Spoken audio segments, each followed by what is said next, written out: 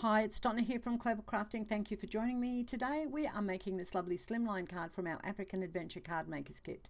We're going to start with a 350 GSM piece of cardstock, which is 29.7 centimeters by 21 centimeters. So that's a standard A4 piece of cardstock.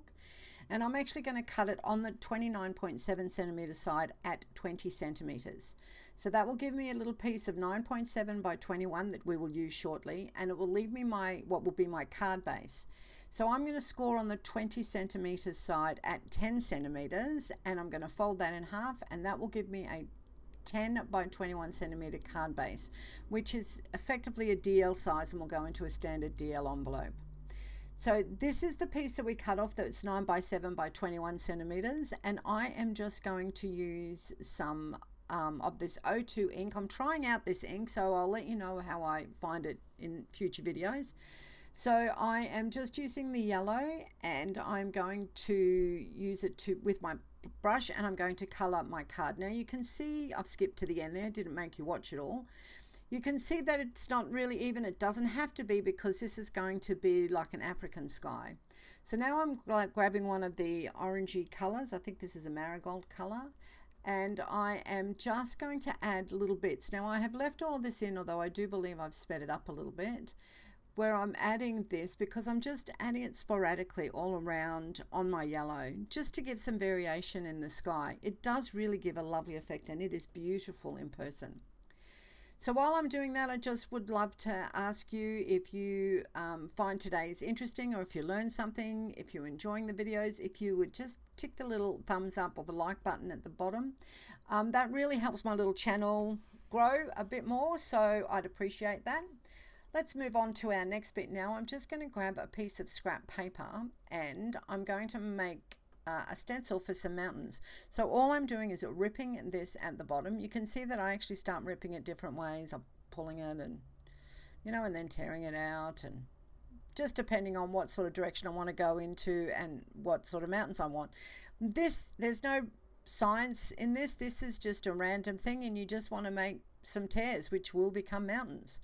So now we are putting this on, and you can see that I only colored up to about 2.5 centimeters from the bottom. I didn't go right to the bottom because we're going to put a black strip across there.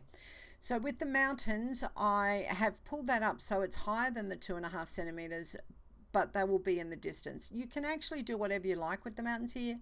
In the classes, we had some of the ladies making them bigger and smaller, and I think one lady even made a volcano. So if you want to hop over to our Facebook group, I will put a link below, and you'll see some of the other creations from the classes. But you can see that all I'm doing here is I'm taking the solid orange color, and I am just blending all of that in and using that piece of paper as a template. So I'm going over the top of that, but when I remove that, look at that, a lovely mountain range.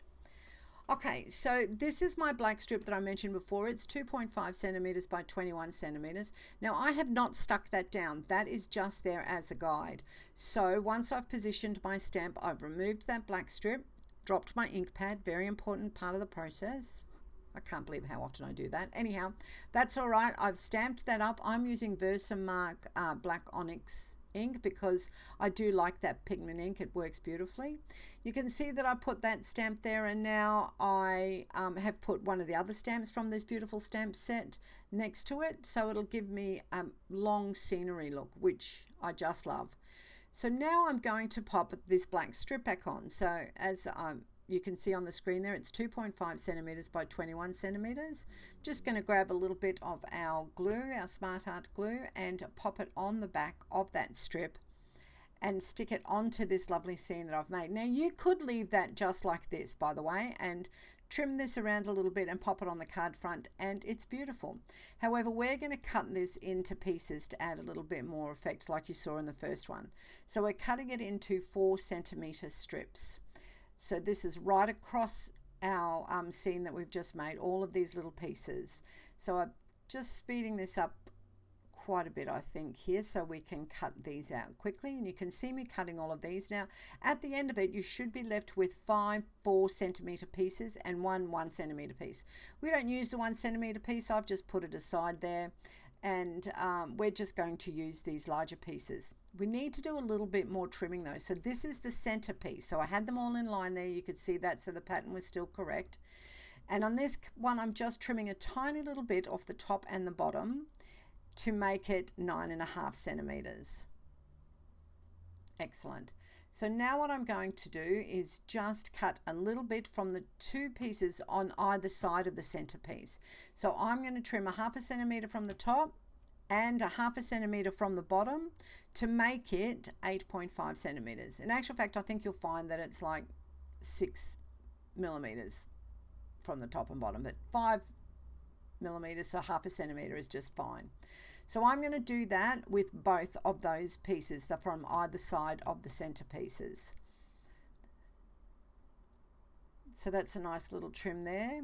What is important with this is that we actually take it from the top and the bottom, because we want to keep the land line straight. So the top of that black piece that we put in is going to be our land line on our seam, and we need to make sure that's straight, and then that the seam is going from a smaller end to a bigger middle and then to a smaller end as well. So this is one of the outside pieces, and for both the outside pieces what we're doing is cutting 1 centimeter off the top and 1 centimeter off the bottom to make those 7.5 centimeters. So we'll be finished off with the middle one being 9.5, the next two out from the middle will be 8.5, and the two ends will be 7.5 centimeters in height.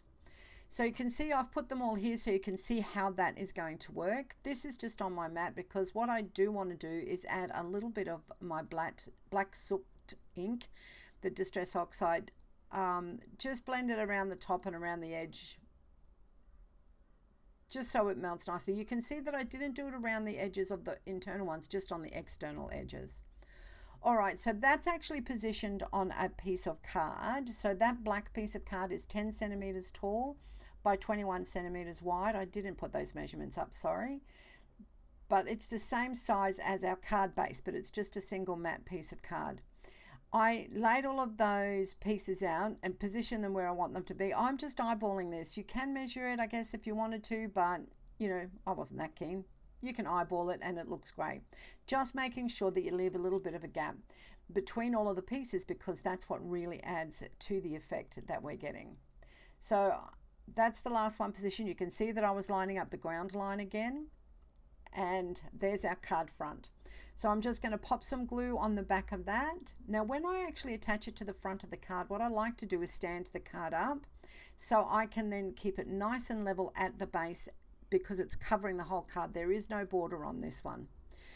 Now my envelopes I've had for a little while. These are standard DL envelopes, and I wasn't really happy with the fact that you could see the gum, you know, on the edge. So I decided to cover it totally with this ink. I just ended up going directly from the ink pad, and then you can see that I stamped the scene on the back of the envelope as well. Alright, so here's a couple of images, close-up images of our card. Once again, I really hope that you enjoyed this little process video today and that you learned something. Don't forget to pop over to our Facebook page, and if you make one, we'd love to see your creations as well. Until next time, stay safe and happy crafting.